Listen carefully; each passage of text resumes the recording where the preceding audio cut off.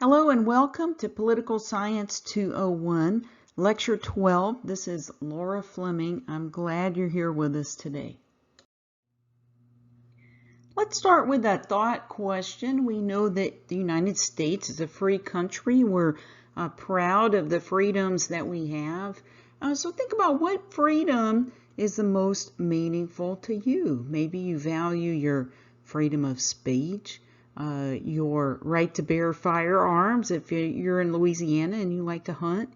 Maybe you value your freedom to worship.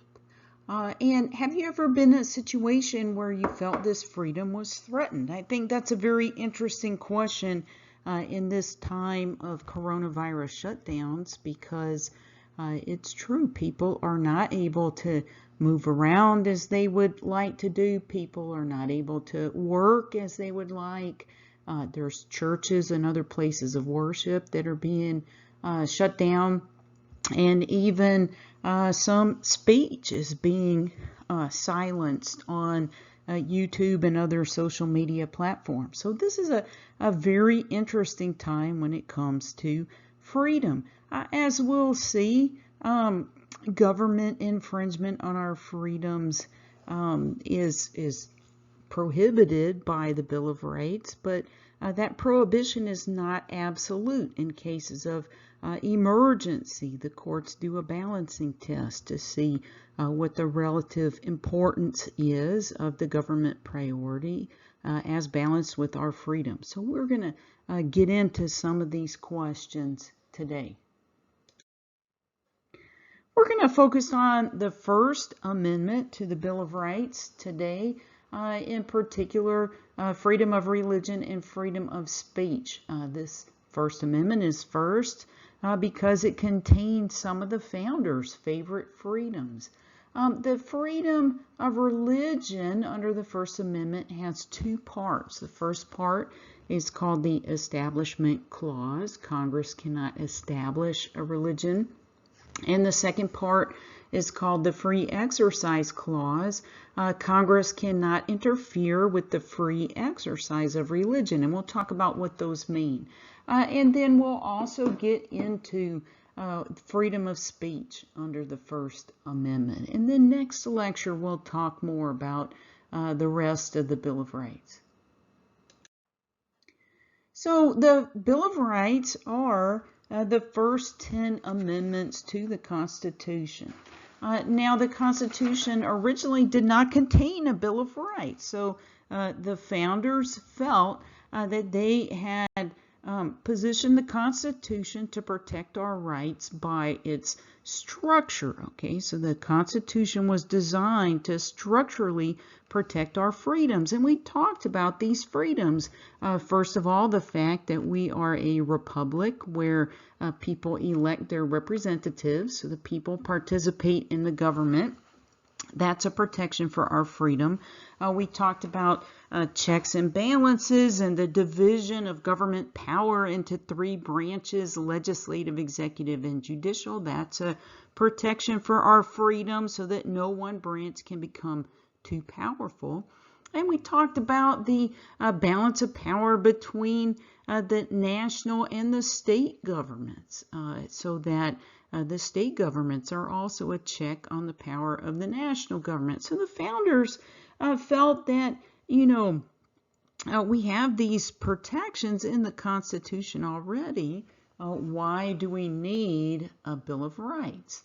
In fact, the Federalists believe a Bill of Rights was not only not necessary, it could even be dangerous. And this is an excerpt from Federalist Essay 84 toward the end. So the Anti-Federalists were asking for a Bill of Rights. We'll talk about that. And the Federalists said, why do we need that? This is Hamilton in Essay 84. He says, I affirm that bills of rights in the sense and to the extent in which they are contended for are not only unnecessary in the proposed Constitution. So he says we've already incorporated lots of protection for your freedom in the Constitution. So Bill of Rights is not necessary, but perhaps would even be dangerous. How could a Bill of Rights listing our freedom be dangerous? Hamilton says, Bill of Rights would contain various exceptions to powers which are not granted, and on this very account would afford a colorable pretext to claim more than were granted. For why declare that things shall not be done which there is no power to do? Why, for instance, should it be said that the liberty of the press shall not be restrained when no power is given by which restrictions may be imposed? So he says, I've looked at the enumeration of the powers of Congress. Remember, Article 1, Section 8 is a list of the powers of the national government. And Hamilton says, I've looked on that list. We did not give the national government the power to interfere with the speech or the religion or the press of the people. So why are we telling the government not to do things it doesn't have the power to do in the first place? As an example, let's say back when my youngest son Jacob was 14, I had told him, you, young man, may not go driving after dark with your girlfriend. Okay, and now Jacob's wheels are turning and he's thinking, oh, well, maybe I can go driving before it gets dark with my girlfriend, or maybe I can go driving after dark with my friend who just happens to be a girl. I promise, Mom, she's just a friend. She's not my girlfriend, right? And so by giving this prohibition, I've kind of put ideas into Jacob's head when the real problem is that he's only 14 and he doesn't have a driver's license, so he can't drive anywhere, anytime with anybody, okay? So that's the Federalist objection to these Bills of Rights. But the Anti-Federalists said, that's a cute argument. We still don't trust you. We want this extra layer of protection. And the promise of a Bill of Rights was necessary to achieve ratification of the Constitution. Something else you need to know about the Bill of Rights. I believe we've talked about this. Bill of Rights are a charter of negative freedom. Okay, they're all about government leave us alone. Okay, so government must leave our religion alone, must leave our speech alone, etc. Sometimes we get sloppy. We say the First Amendment gives us freedom of speech. That's actually not correct. Okay, so the founders believed that our freedoms, our personal freedoms like freedom of speech, freedom of religion, etc., these are pre-existing. These are part of our birthright as human beings. These come from our Creator. The government cannot give us these freedoms.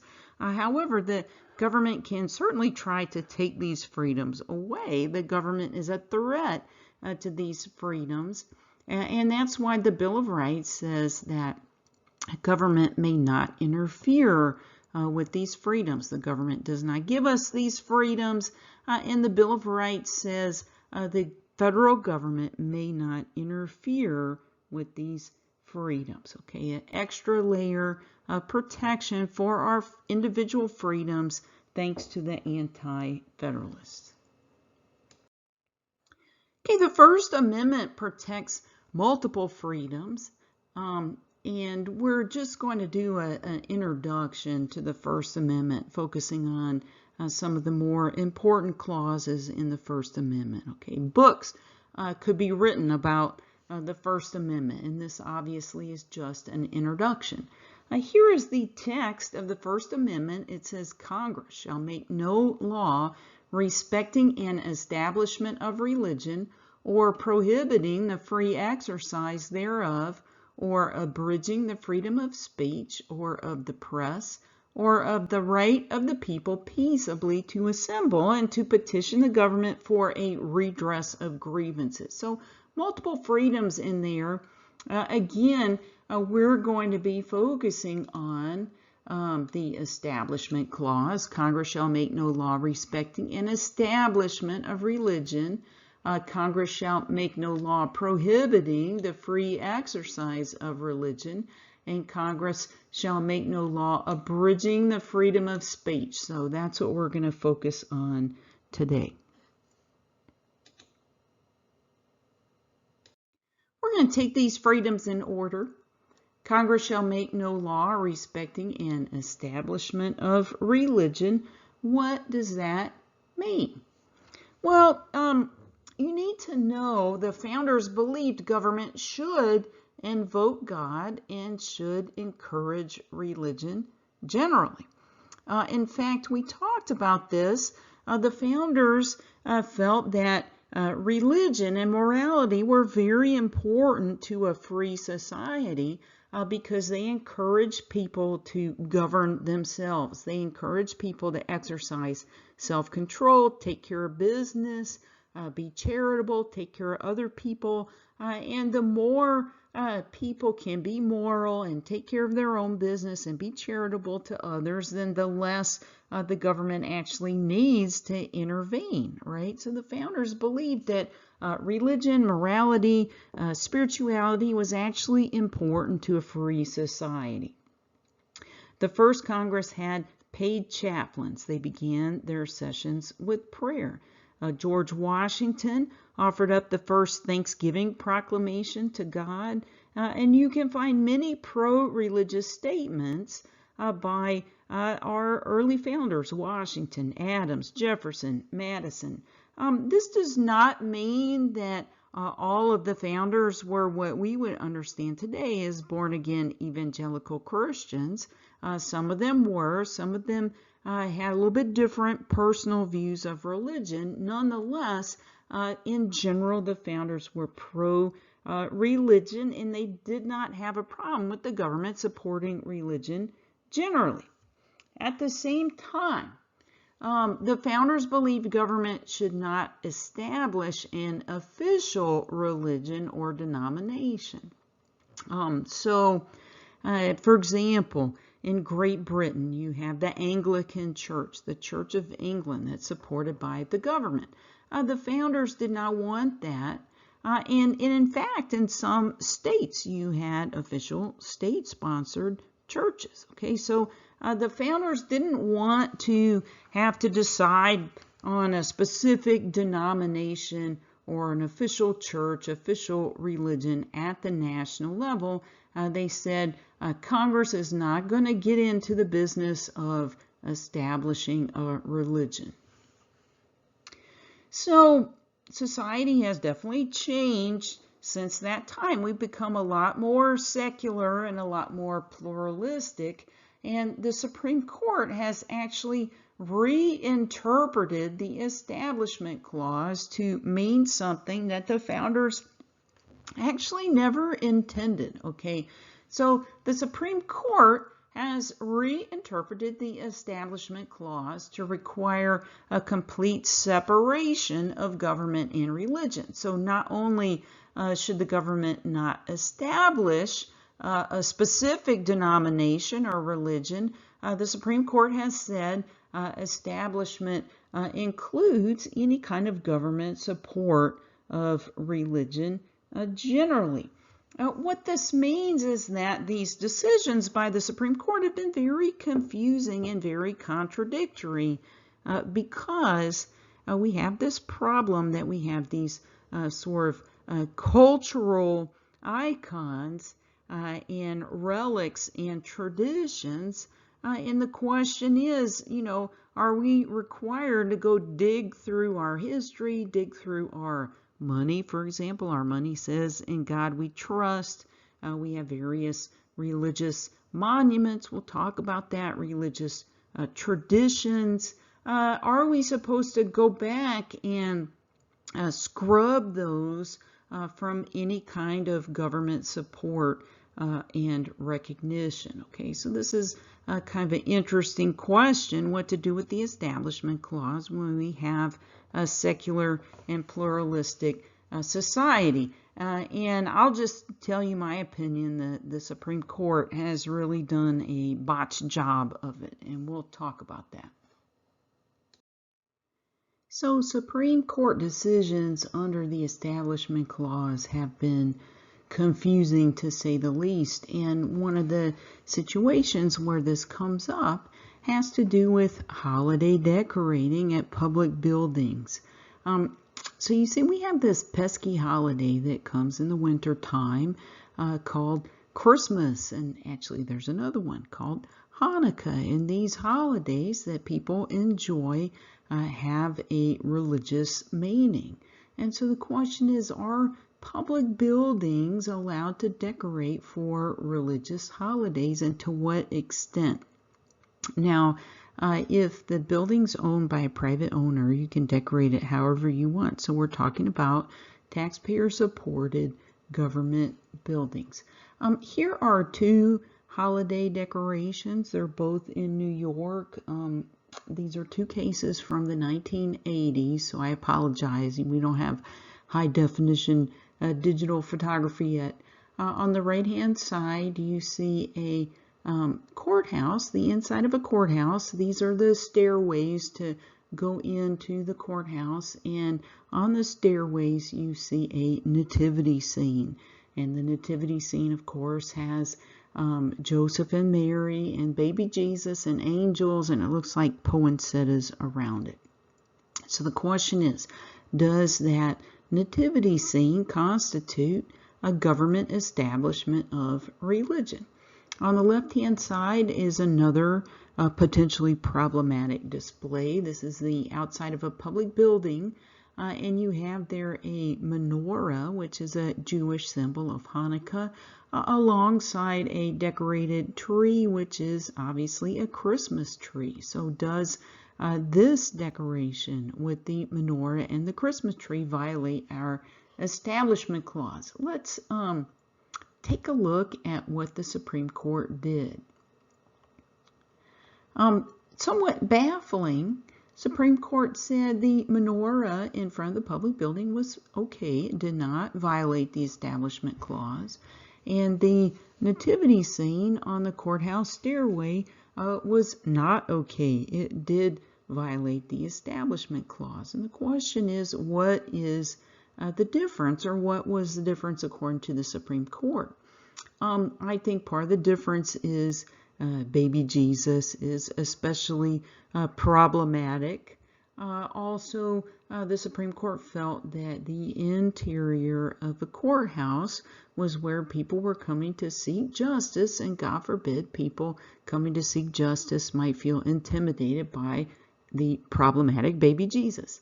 On the other hand, you have a Christmas tree and a menorah, so the religious symbolism is somewhat watered down, although I haven't analyzed the decorations on that Christmas tree, but assuming the decorations are just generic red and green balls and lights, something like that, that's kind of a more multicultural display, and also it's outside, not inside the courthouse. So the Supreme Court said that one passed the Establishment Clause test. What's very interesting is that 4 of the justices thought both displays were permissible.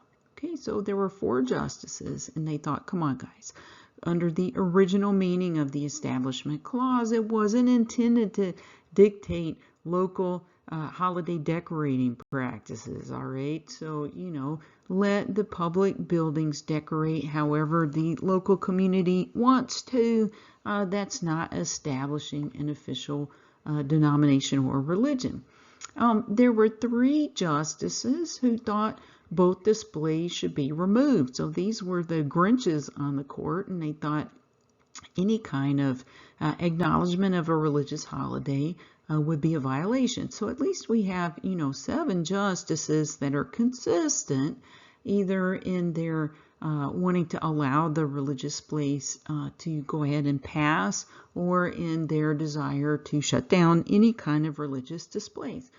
Only 2 swing justices kind of closed their eyes, did eeny, meeny, miny, moe, and split the difference. They thought that the presence of the secular Christmas tree caused the display to be more multicultural, and therefore that made a difference. Okay, so you can see the power of these 2 unelected Supreme Court justices, basically dictating public building decorating policy for the entire United States. That's a lot of power. Okay, let's talk about the Ten Commandments. The Ten Commandments are a historical legal document, foundational to the code of law in many different societies, not just Christianity, not just the United States. And here we have two monuments to the Ten Commandments, both in Texas. On the left-hand side, you have a stone statue of the Ten Commandments, and this is located on the garden area of the grounds of the Texas Capitol building. Okay, so you have a stone monument to the Ten Commandments at the Texas Capitol building. On the right-hand side, you have a framed copy of the text of the Ten Commandments, and it's in a collection of other important historical legal documents. So the question is, are these displays constitutional? Do they constitute an establishment of religion? To take a step back, how did the Supreme Court even get to this point of deciding this issue? We talked about the fact that judges have to have a case. Okay, so judges cannot take the initiative. Somebody has to file a lawsuit. Somebody has to start a dispute and bring the issue to their attention by filing a lawsuit. So in this case, there were people, perhaps an association, that was offended by these representations of the Ten Commandments, and they actually filed a lawsuit and took it all the way up to the Supreme Court, and the Supreme Court decided to hear their case. So what did the Supreme Court do? Again, very confusing. The Supreme Court said Ten Commandments on the Texas Capitol grounds were okay, were not an establishment of religion, but the Ten Commandments with the collection of other legal documents inside the courthouse was not constitutional. And you may ask yourself why. Their rationale, again, they felt that a courthouse is kind of a sacred type of secular space, right? If you're coming to the courthouse to seek justice, God forbid that you would be intimidated into thinking that the Ten Commandments could be part of that justice. The interesting thing for me is that both decisions were 5-4 in opposite directions. So this means that there were 4 judges who felt that any display of the Ten Commandments had nothing to do with government establishing a particular religion or denomination. It was just a historical document, and therefore such displays were constitutional. 4 justices at least were consistent and said, no, the Ten Commandments is in its essence a religious document. You do have that first commandment, you shall worship no gods before me, and therefore government should have no business in commemorating the Ten Commandments. So you only had one swing justice who kind of closed his eyes, did eeny, meeny, miny, mo, and decided that, okay, the monument outside the Capitol building is not an establishment, but the framed Ten Commandments inside the courthouse is an establishment. Again, very confusing. So here's one. What about prayer?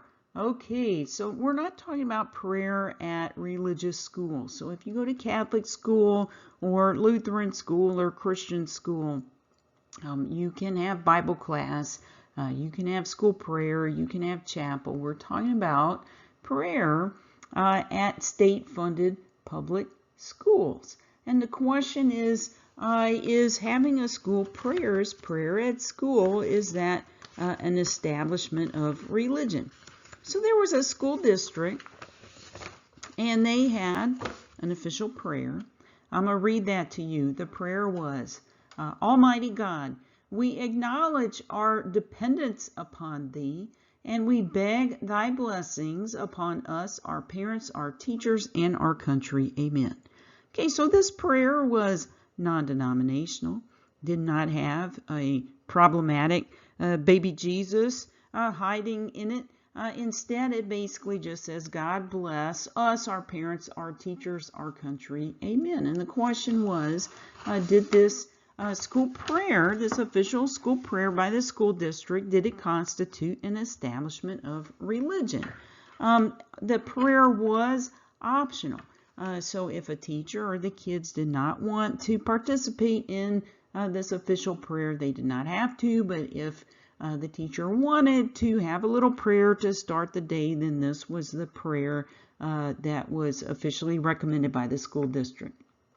So the Supreme Court, and you probably know this, the Supreme Court said an official school prayer is not constitutional. It does constitute an establishment of religion, even if the prayer was voluntary and even if the prayer was non-denominational. Okay, so they felt that schools, public schools, should be stripped of references to God, at least official references in prayer.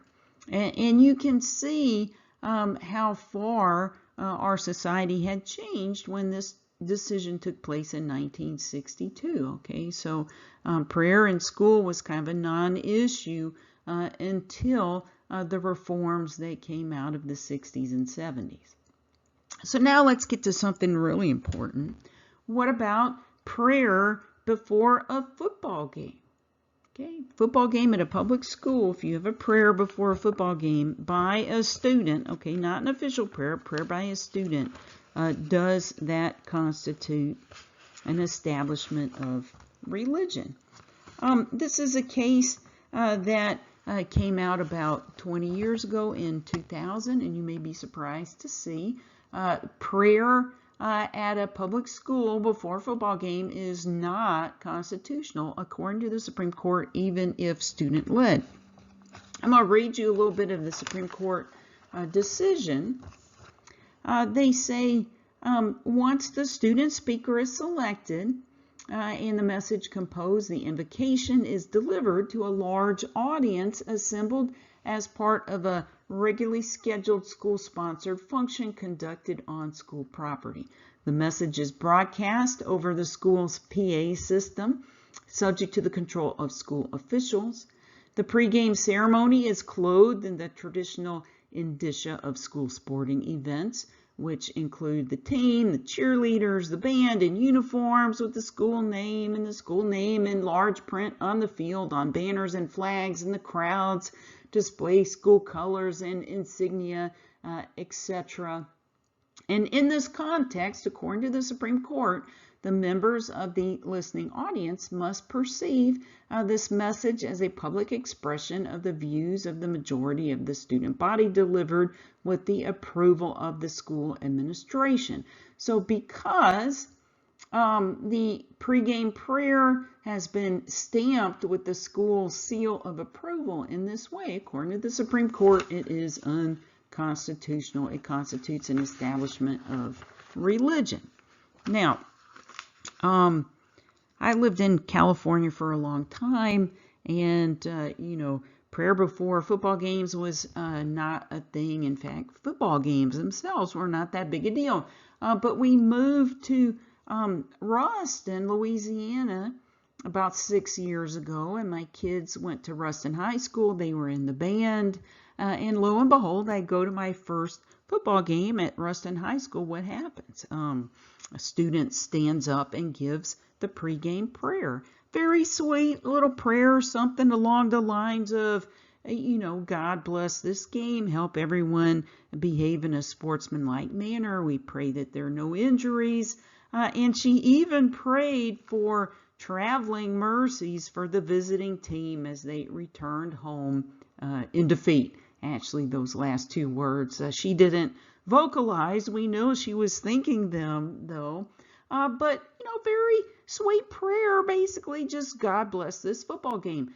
But in doing that, she and Ruston High School and the community of Ruston were engaging in a form of civil disobedience, because we do have this Supreme Court case out there that says that kind of prayer is not constitutional. And, you know, the founders would have felt that this kind of civil disobedience, if the people disagree with a decision of the Supreme Court, that this kind of civil disobedience was to be expected and perhaps even encouraged. Because is the Supreme Court really the weakest branch of government if it can make millions of Americans into lawbreakers? You think about a, you know, ceremony before football games that, you know, hundreds of thousands, if not millions of football fans across the Bible Belt find to be significant. If the Supreme Court can strike that down, even if just, you know, a couple of swing justices on the Supreme Court can strike that down, are they still the weakest branch of government? One more example. This is the story of the Bladensburg Peace Cross. Okay, so this was a memorial to people who had died in the First World War. So nearly 100 years ago, the American Legion and private donors financed this memorial, dedicated in 1925 to honor the memories of 49 local men who lost their lives during the war. All of the wording on the memorial is secular.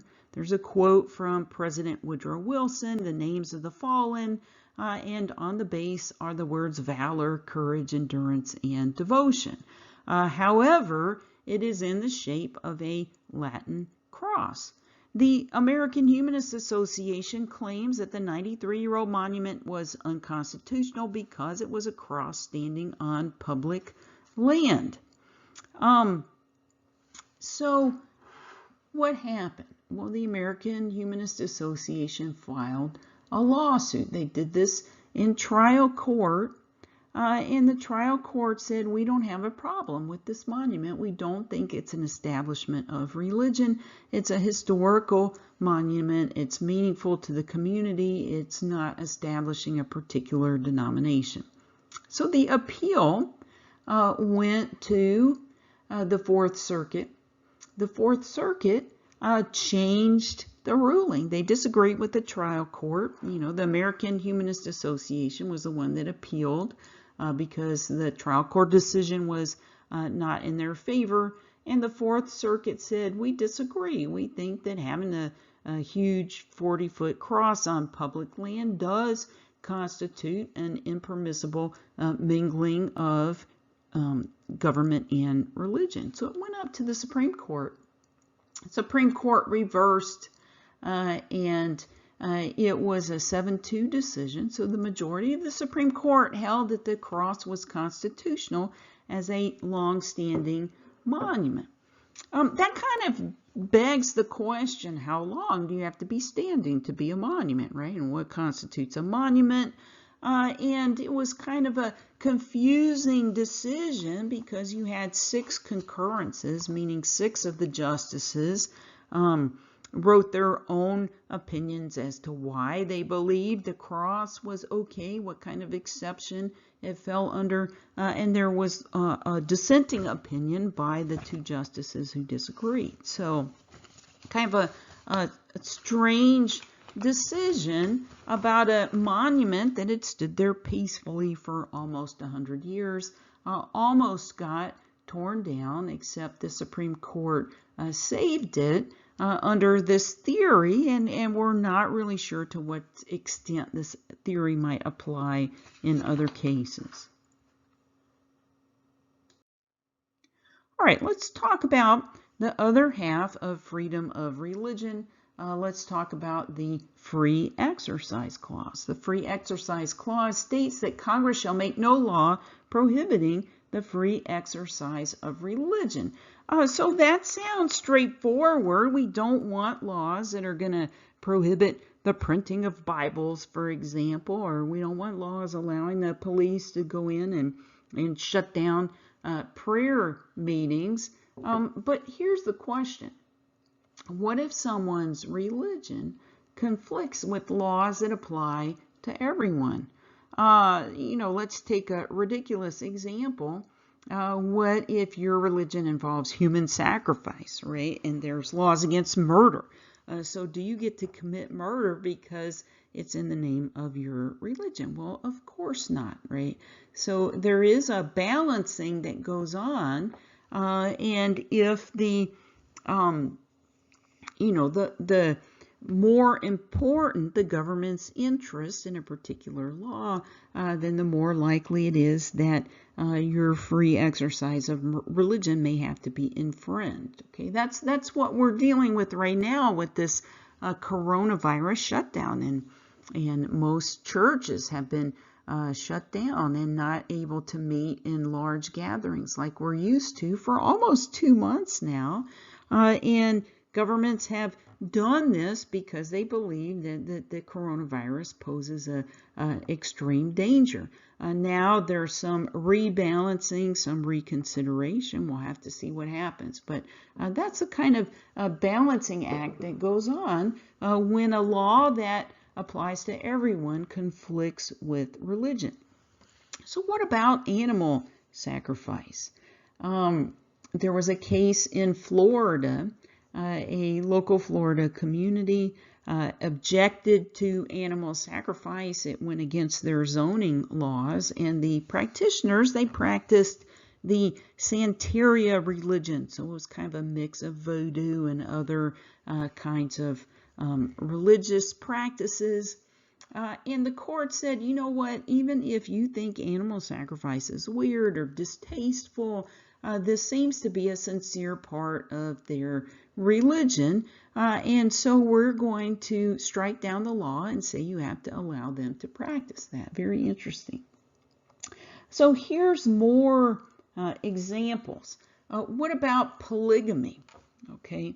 This is a decision from the 1800s, back when the Church of the Latter-day Saints, the Mormons, used to practice polygamy. So there was a man named George Reynolds. He was a member of the Mormon Church.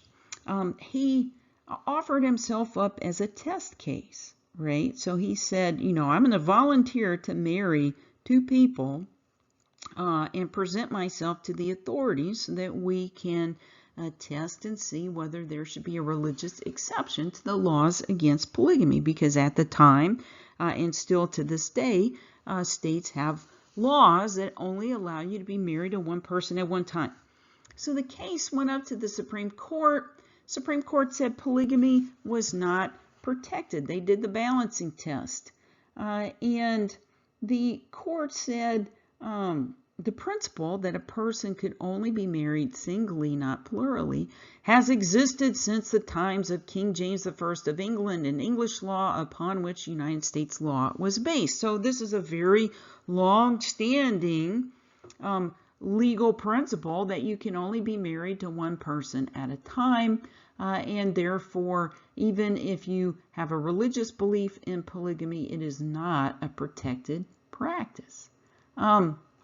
Now, question whether the court might decide something differently today. Okay, so today we have all kinds of marriage arrangements that King James I of England would not have considered.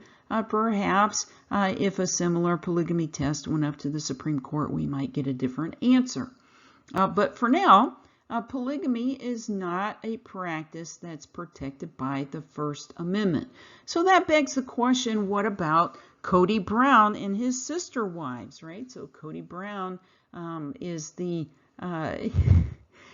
hero of a reality television show. He lives with his 4 sister wives. So how does he get around the laws against polygamy?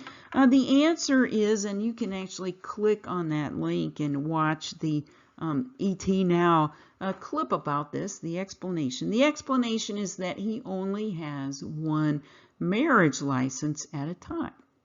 So he only has one marriage license, but they still all live together and call each other husbands and wives. Now, there was an aggressive prosecutor that went after Cody Brown, and he said, look, you may only have one marriage license, but you're really practicing polygamy, okay? You're all living together. You're all calling each other husbands and wives. That is polygamy, and that case went to court, and the court actually found in favor of Cody Brown, and they said, no, this actually is a free speech issue. Mr. Brown and his quote-unquote sister wives should be allowed to live together and call each other whatever they want, as long as they only have one marriage license between them at the time. What about the Amish?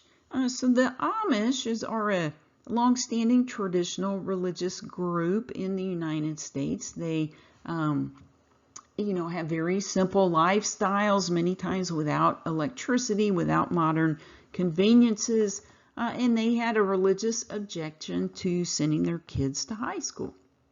And the question was, we have anti-truancy laws that apply to everyone. Can the Amish get an exception from that? Can they refuse to send their kids to high school? And that went up to the Supreme Court, and the Supreme Court actually decided in favor of the Amish. And they said if they want to keep their kids home from school after the middle school or so, that's a religious practice that needs to be protected. And many homeschool families have actually used this case, Wisconsin versus Yoder, as binding precedent to protect their right to educate their kids at home, especially for religious reasons. So again, Supreme Court applies a balancing test to determine whether the religious belief must be accommodated. Here's another example. Okay, so there was a young woman, a Seventh-day Adventist, and Seventh-day Adventists are strict about practicing the Sabbath. They believe that people need to rest on Saturday.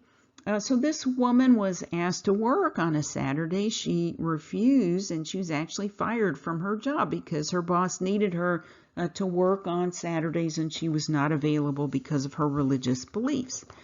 She went to apply for unemployment. Normally, unemployment is for people who are not able to work or don't have work. In this case, she had work. She just refused to work on Saturday, so she was denied unemployment benefits.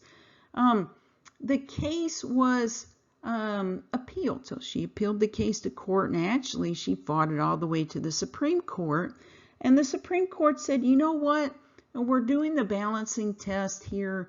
Let the woman have her unemployment benefits. We believe this is a case where she had a sincere religious belief, and it should be accommodated. Okay, so again, these kinds of balancing tests, they do get a little confusing, kind of hard to predict when the Supreme Court is going to rule in favor of accommodating a religious practice and when they're going to rule that the law is more important to be applied uniformly. Some more cases. We have a man named Mr. Smith. Okay, so Mr. Smith actually worked for a drug rehab facility as part of his job. He was tested for drugs, and his drug test was positive. He failed the drug test. So he went back and he said, look, I failed the drug test for religious reasons. I am Native American, and the reason my drug test was positive is because I was smoking peyote at a Native American ceremony. So because I was just exercising my freedom of religion, you shouldn't have fired me, number one. And number two, I should be eligible for unemployment benefits. That's really where the case came in. So he went and applied for unemployment. Now, normally, if you apply for unemployment and you're terminated for misconduct, like testing positive for drugs, you're not going to be eligible for unemployment. But he said, look, if you accommodated that Seventh-day Adventist lady, then you should accommodate me because I'm also just, I also lost my job because I was practicing my sincere religious beliefs. Now, this was very interesting because his sincere religious beliefs were in conflict with a law passed by Congress. We've talked about the Controlled Substances Act passed in early 1970s under Richard Nixon's war on drugs. So this law passed by Congress prohibits the use of certain substances, including mind-altering drugs used in Native American religious ceremonies. So this case went up to the Supreme Court. They did the balancing test, and they said, you know, balancing keeping the Sabbath versus ingesting mind-altering drugs, or, you know, we're going to come out in favor of Congress, in favor of the Controlled Substances Act. Okay, so the Supreme Court said the religious use of peyote is not protected in the same way that, you know, a woman's right to refuse to work on Saturdays might be protected, because we're talking about a law passed by Congress, the Controlled Substances Act. This raised a lot of public outcry. People felt sorry for practitioners of Native American religions, that all they wanted to do was be able to smoke their peace pipe in peace. And Congress actually passed a law called the Religious Freedom Restoration Act, or RFRA. And RFRA said, look, we did not mean to interfere with the religious practices of Native Americans. Okay, so if you have a law passed by Congress like the Controlled Substances Act, and it is in conflict with a religious practice like Native American religious ceremonies, we want you to do a little bit different balancing act there. We want you to balance the scales in favor of religious freedom. We want you to put a thumb on the scale in favor of religious freedom. Very interesting. You might think, you know, if we have a First Amendment that says Congress shall make no law prohibiting the free exercise of religion, you know, why do we also need RFRA? So this is kind of Congress saying we want deference to freedom of religion when you're interpreting laws passed by Congress. That brings us to the Hobby Lobby case. So Hobby Lobby is a company that's owned by a family that is religious, and they had a conflict with Obamacare. Okay, so remember, Obamacare was President Obama's signature health care legislation. It required employers to provide health care, which Hobby Lobby did not have a problem with, but it required them to provide a specific type of health care, which includes drugs that cause abortion. And Hobby Lobby objected to that. They had a religious objection to abortion. They said, we don't mind giving health care to our employees, but we don't want to provide abortion-causing drugs to our employees. That interferes with our religion. That case went up to the Supreme Court, and the Supreme Court relied on RFRA. They said, oh, here we have a conflict between a law passed by Congress, i.e. Obamacare, and a religious practice, i.e. the desire not to pay for abortion-causing drugs. RFRA says we should balance in favor of religious freedom. That's what we're going to do. So religious objection to providing health coverage for abortion drugs is protected. We're going to protect the religious freedom. Now, this was a close case, a 5-4 decision. If you click on the link there, you can see the breakdown was on familiar lines. So you had the 4 liberal justices. They wanted Obamacare to triumph and force Hobby Lobby to provide these abortion-causing drugs to their employees. And then you had the 4 traditionally conservative justices ruling in favor of religious freedom, and Anthony Kennedy was the swing justice. So you can see, depending on who replaces Anthony Kennedy. In this case, he retired. He was replaced by Justice Kavanaugh. That could make a big difference in terms of similar cases that come up to the Supreme Court. Let's do a quick review. Religious freedom, freedom of religion under the First Amendment has two parts, Establishment Clause and Free Exercise Clause. What's the difference? You need to know this. Establishment Clause says Congress may not establish a religion, cannot force people to participate in religion. Free Exercise Clause is kind of the flip side. Congress cannot stop people from participating in religion. So Congress can't force people, Congress can't stop people. Those are the two sides of First Amendment religious freedom. Let's talk about freedom of speech. So the First Amendment states that Congress shall make no law abridging the freedom of speech.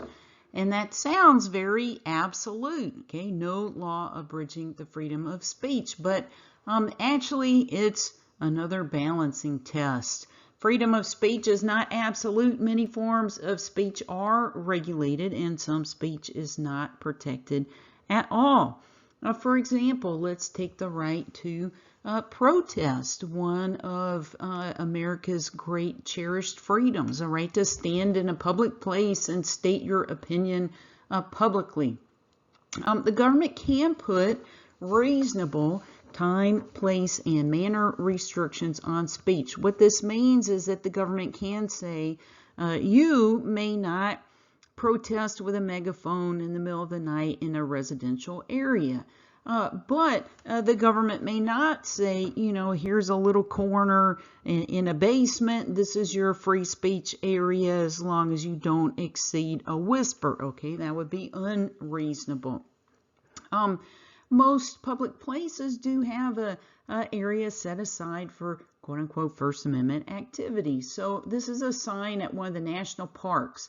First Amendment area. This area has been set aside for individuals or groups exercising their constitutional First Amendment rights.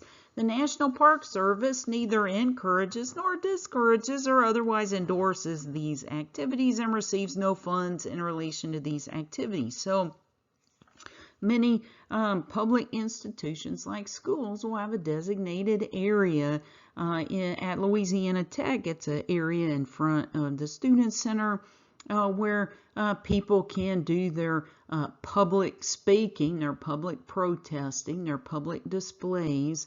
And the real no-no is censoring the content of speech. Okay, so you can restrict in a reasonable manner when, where, and how people speak in public places, but if you want to censor the content, that's going to be a problem. I think it's important to know that the First Amendment protects even obnoxious and offensive speech. In fact, the First Amendment especially protects obnoxious and offensive speech because that's the kind of speech that people get upset about and try to shut down. In a very famous older example, there was a gentleman that wore a jacket in the courthouse saying F the draft. Okay, this was during the Vietnam War. He was arrested. It went to the Supreme Court. The Supreme Court said that he was engaging in public speech. It was obviously political speech, and he had a right to do that, even though he was in a courthouse. A little bit more recent example, hurtful speech by Westboro Baptist Church. That's the picture there. You can see they go to funerals. They say horrible things like, thank God for dead soldiers. Who would say stuff like that, right? It's hateful, it's hurtful, it's horrible under any standard, but the First Amendment protects even obnoxious, offensive, hurtful, hateful speech because no one tries to stop speech that's agreeable. Now, there are some limits, and we'll talk about that. Criminal activity is not free speech. And the question is, okay, when do you cross a line from speech to criminal activity?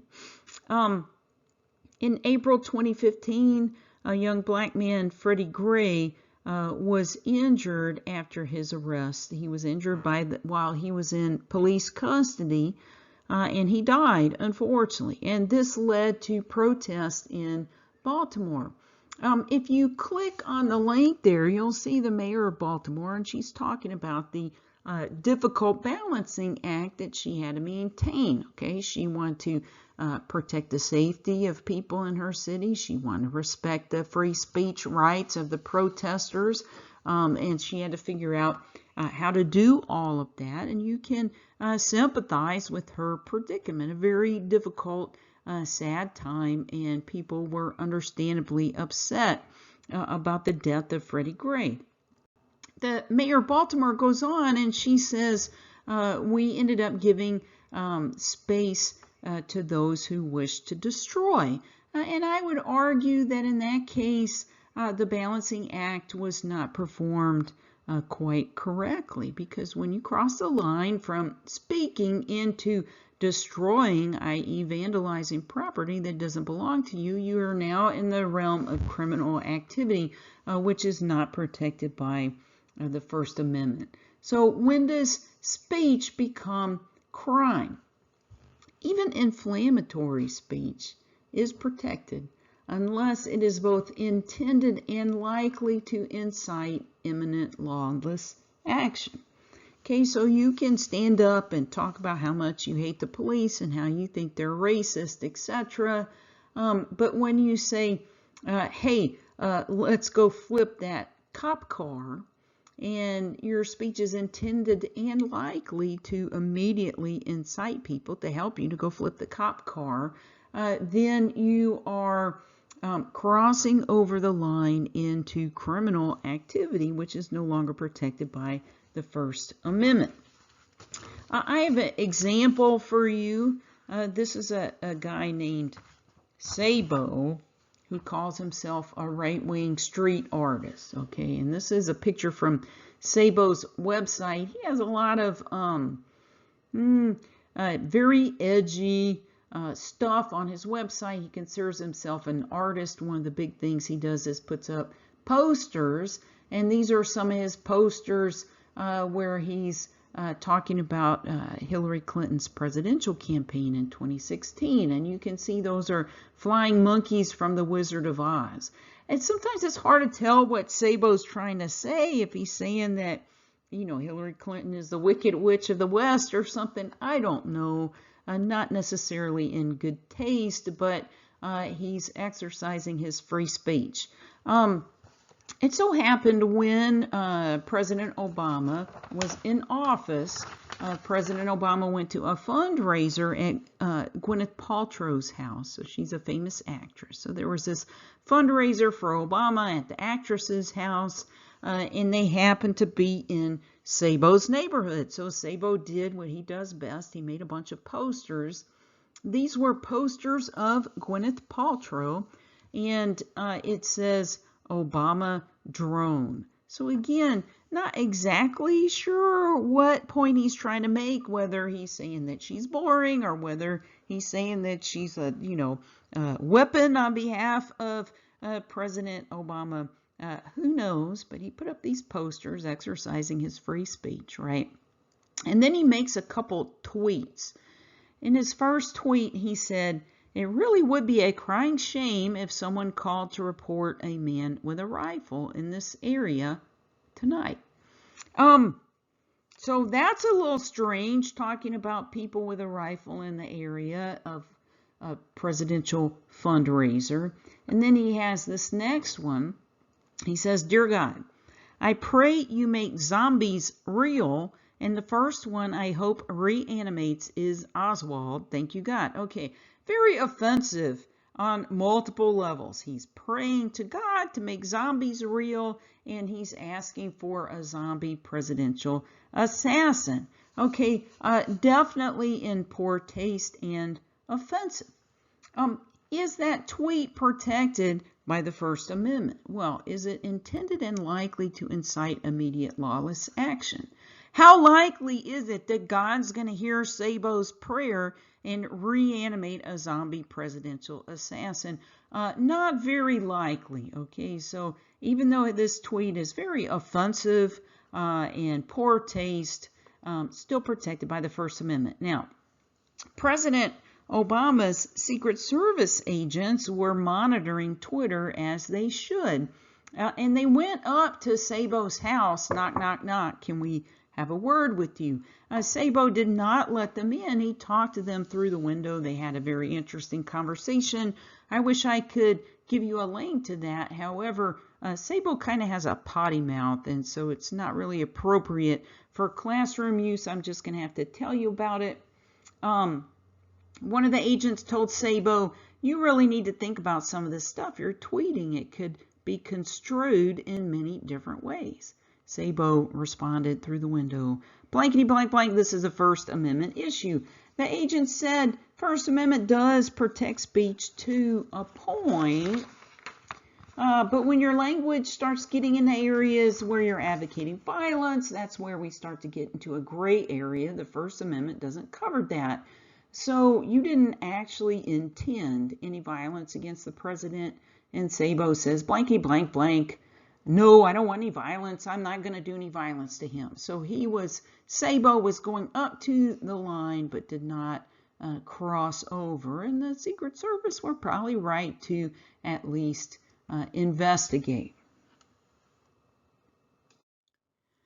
Okay, let's talk about obscenity. Obscenity is not considered protected free speech under the First Amendment.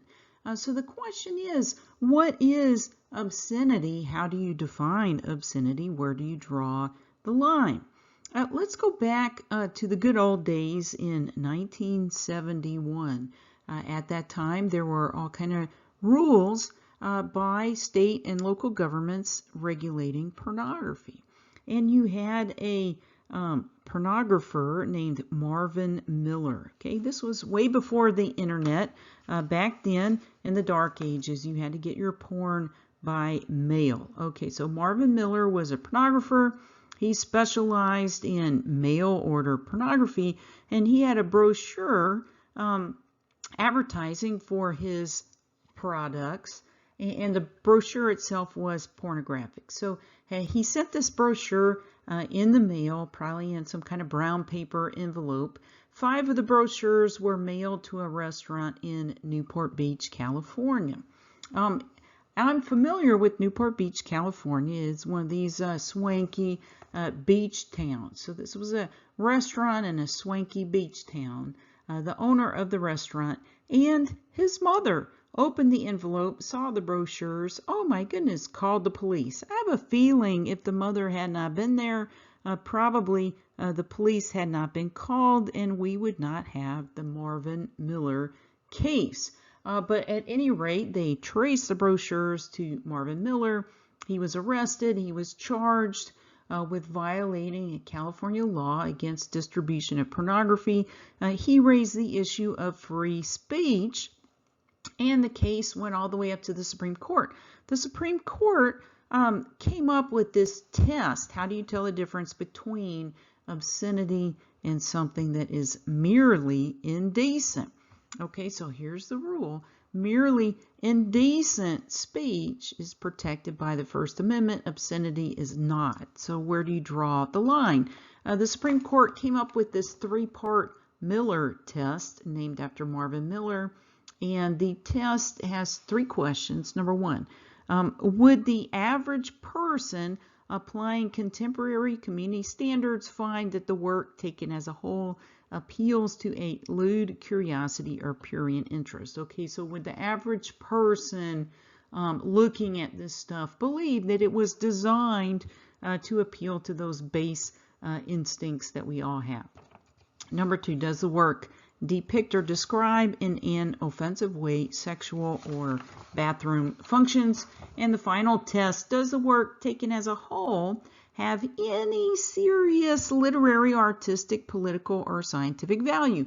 If the artist can show that the work has any literary, artistic, political, or scientific value that will bump it out of the realm of obscenity, which is not protected, and into the realm of the merely indecent.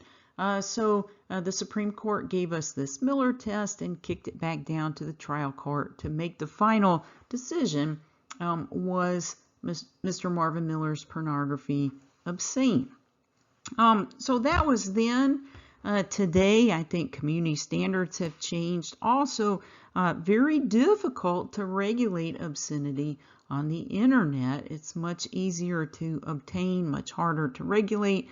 People like the idea of having a free internet. Nonetheless, we still encounter this question when you're talking about airwaves and broadcasts. Okay, so now we get to the story of George Carlin, the late great comedian George Carlin. Again, back in the 70s, this is when all the discussions about what is obscene, what's merely indecent came up. He had a routine called Filthy Words. And the routine starts out, I was thinking about the curse words and the swear words, the cuss words and the words you can't say. And then he goes on and he says all of them over and over and over again. Okay, that was his routine. If you click on the picture there, 7 dirty words, you can, the things that I do for you students, you can actually find kind of a sanitized version of George Carlin's routine that's quite interesting, the George Carlin story. So what happened is he had his routine and it went out over the airwaves, public radio stations. And there was a dad who was driving in the car with his kid, and these words come out over the radio, and the dad files a complaint with the FCC. So we have a bureaucratic agency, Federal Communications Commission, and their job is to regulate what goes out over the airwaves. So that means the free public television stations and the free public radio stations. And so George Carlin's case went to the Supreme Court, and the question was, did the radio station, was a radio station just exercising free speech by airing Carlin's routine, or was the FCC allowed to regulate speech? So the first question was the George Carlin routine obscene? And the Supreme Court said no. It was not obscene. It did have some artistic merit. Okay, it is very funny, but it was indecent. Okay, so the routine was not obscene. It was merely indecent.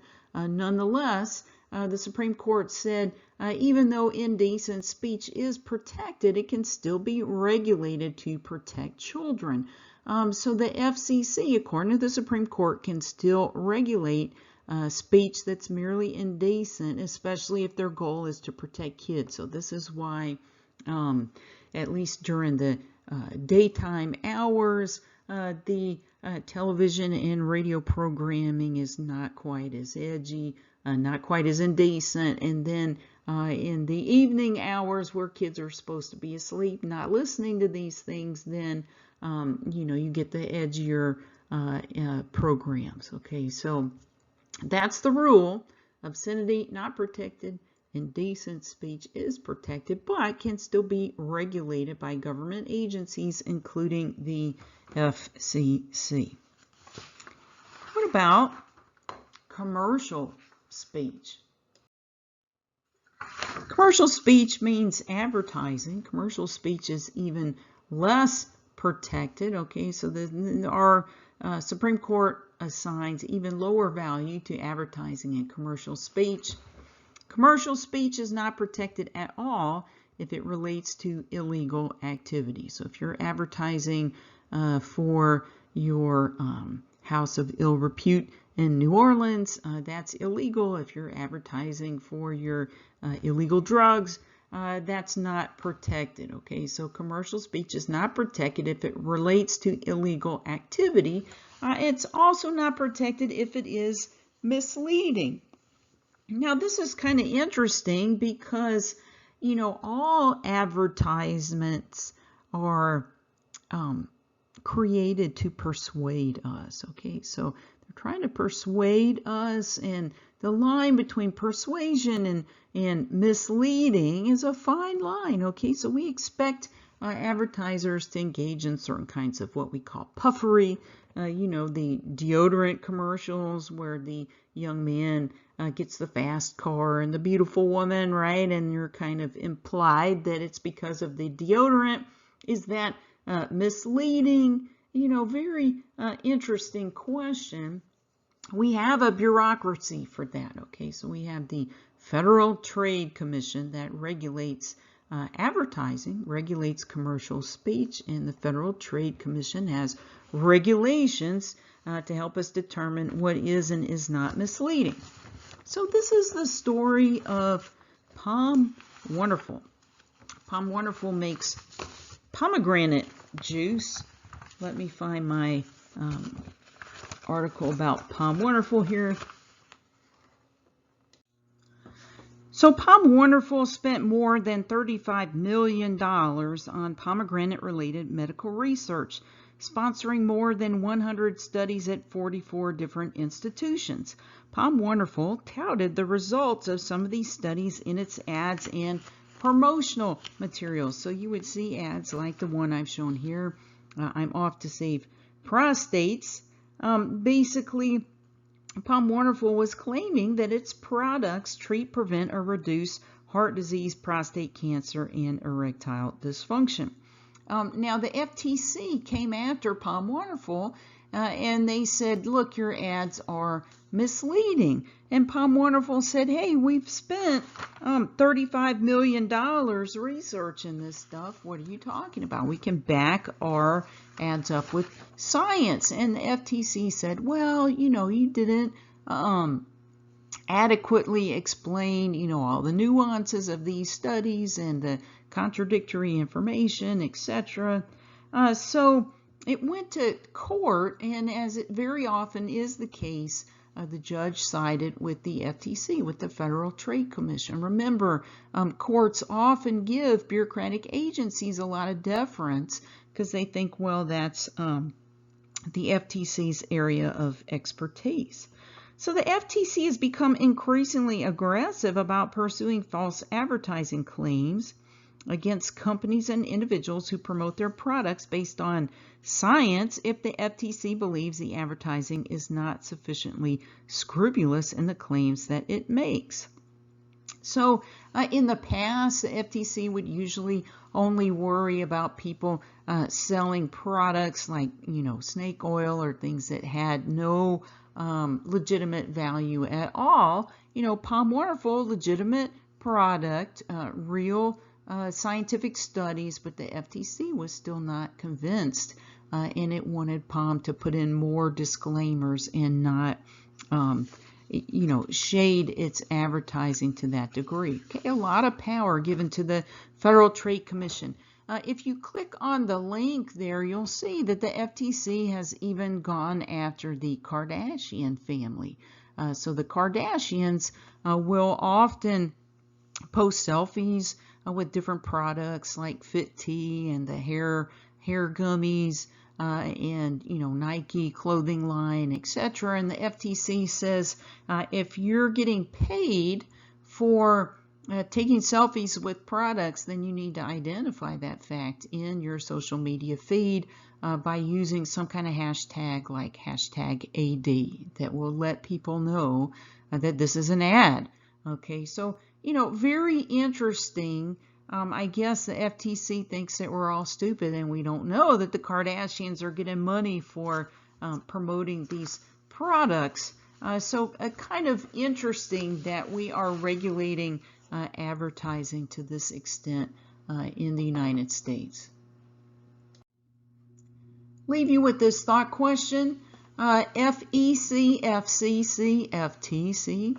Real quickly, FEC, Federal Election Commission. It regulates political speech, what you can and cannot donate to politicians' election campaigns.